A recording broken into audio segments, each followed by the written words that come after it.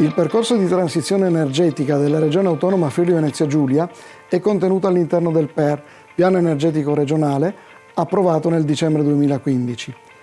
Il progetto europeo Prospect 2030 punta a dare attuazione al piano, sfruttando al meglio le risorse finanziarie europee, migliorando la gestione dei fondi strutturali al fine di accelerare la transizione verso un'economia a basse emissioni di carbonio.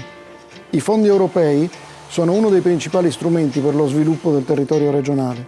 In particolare, nel periodo di programmazione in scadenza nel 2020, l'impegno finanziario profuso nel campo dell'efficientamento energetico è stato di 57 milioni di euro.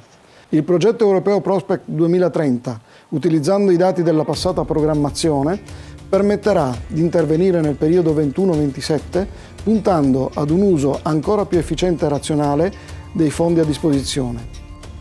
Imparare dagli errori del passato, ottimizzare gli investimenti, massimizzare gli impatti. Questi gli obiettivi di Prospect 2030.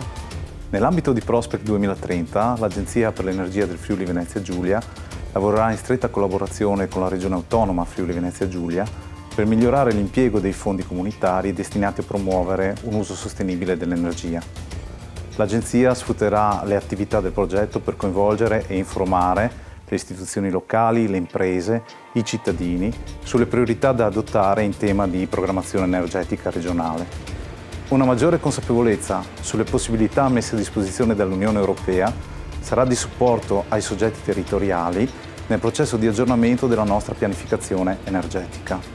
Con Prospect 2030 potremo essere più efficaci nell'utilizzare le risorse finanziarie disponibili per la transizione verso un modello di consumo basato sulla riduzione dei consumi energetici e sul crescente uso delle fonti di energia rinnovabili.